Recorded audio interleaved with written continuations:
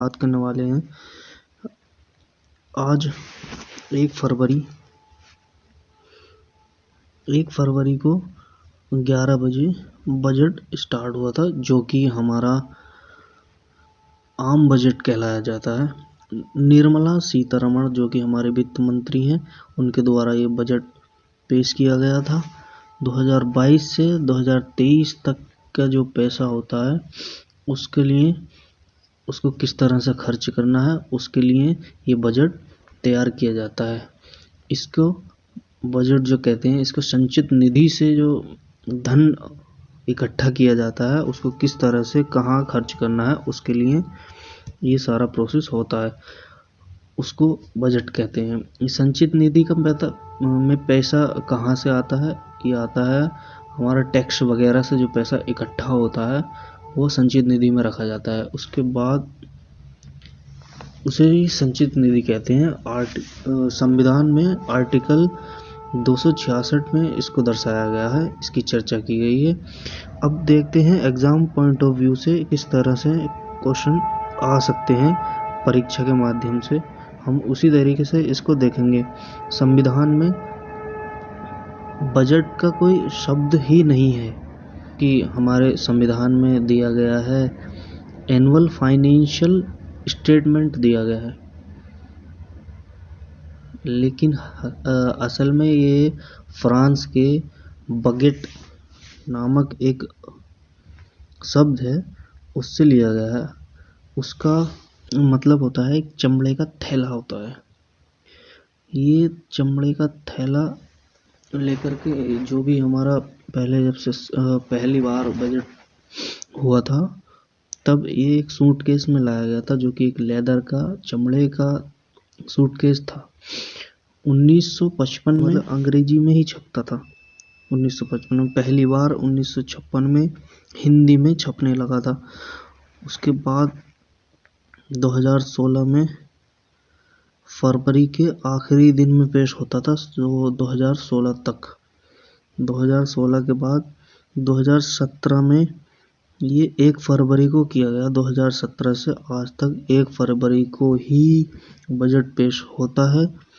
और 2016 में ही rail budget जो कि अलग पेश किया जाता था, 2017 में वो उसको मर्ज कर दिया गया है।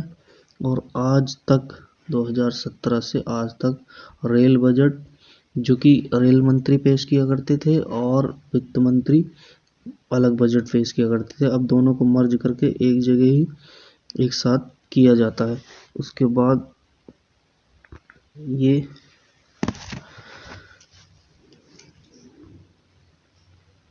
जो कि 1999 में सबसे पहले आम बजट जो कि 5 बजे पेश किया जाता था, लेकिन अब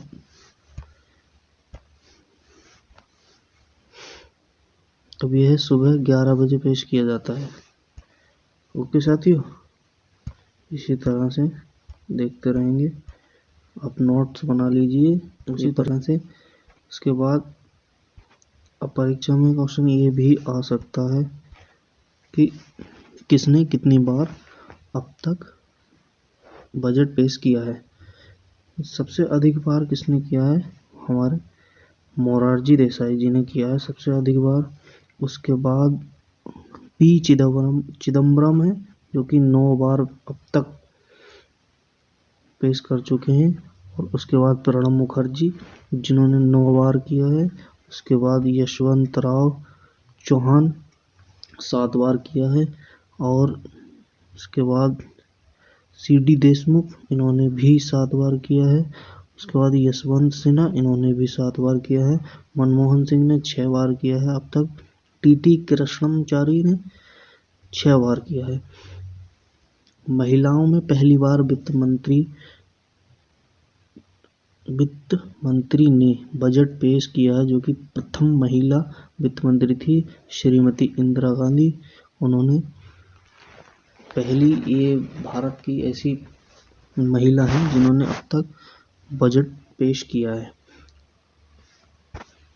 अब आइए जानते हैं कि क्या क्या इसमें महंगा हुआ है और क्या क्या सस्ता हुआ है।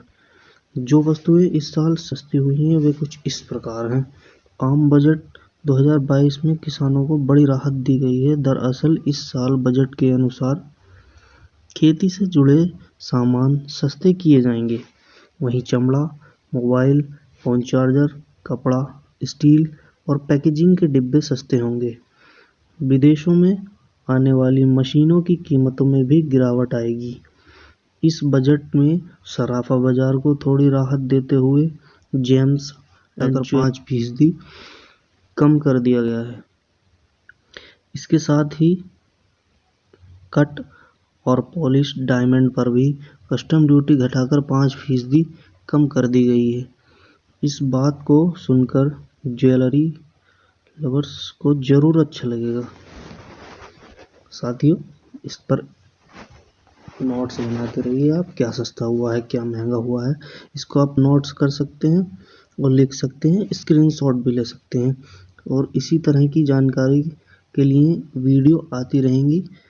आप इसको जितना प्यार देंगे उसी हिसाब से हम इस तरह की न्यूज़ लाते रहेंगे और इसी तरह से मदद मुहैया। स्टील स्क्रैप पर कस्टम ड्यूटी को छूट 1 साल के लिए बढ़ा दिया गया है। मेहनता ऑयल पर कस्टम ड्यूटी को घटा दिया गया है।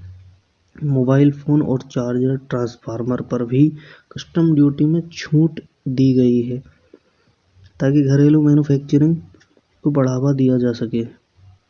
वहीं इलेक्ट्रॉनिक सामानों को सस्ता करने से मिडिल क्लास लोगों को काफ़ी सुकून मिला है।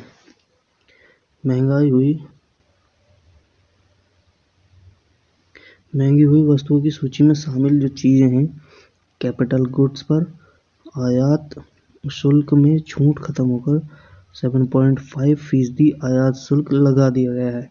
इमिटेशन ज्वेलरी के आयात को कम करने के लिए कस्टम ड्यूटी बढ़ाई गई है, जिससे आर्टिफिशियल ज्वेलरी भी महंगी की जाएगी।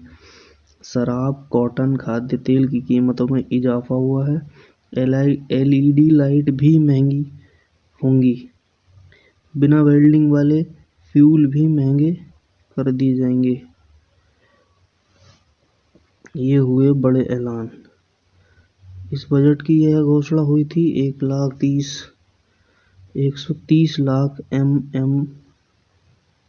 MSME को अतिरिक्त कर्ज दिया जाएगा। डिजिटल यूनिवर्सिटी स्थापित किया जाएगा। छात्रों की सुविधा के लिए PM ई-विद्या चैनल लाया जाएगा। बेघर लोगों के लिए 2022-23 में 80 लाख लोगों के लिए 2 लाख मिले। NPAC में केंद्र और राज्य योगदान 14% किया गया। बुजुर्गों आदि को मिलने वाली पेंशन बड़ी राहत देते हुए पेंशन में टैक्स छूट का ऐलान भी किया गया। हालांकि इनकम टैक्स स्लैब में कोई बदलाव नहीं किया गया है।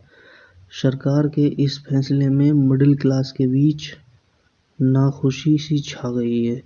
डिजिटलीकरण को बढ़ावा देते हुए भारत ने बजट का ऐलान किया है कि चिप ई-पासपोर्ट लागू होगा, ये कहा गया है। वहीं डाकघरों में ATM की सुविधा भी होगी। इंटरनेट क्षेत्र आगे बढ़ते हुए 2022 में 5G सर्विस शुरू करने की भी बात बजट में रखी गई।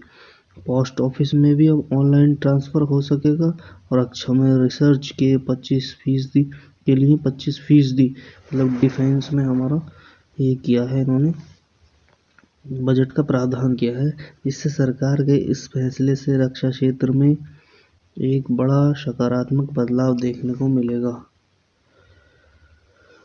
आशा करता हूँ आप जानकारी समझ गए होंगे। अगर जानकारी समझ में आई है तो वीडियो को लाइक करें, अपने दोस्तों के साथ शेयर करें, ये जानकारी शेयर करें और चैनल को सब्सक्राइब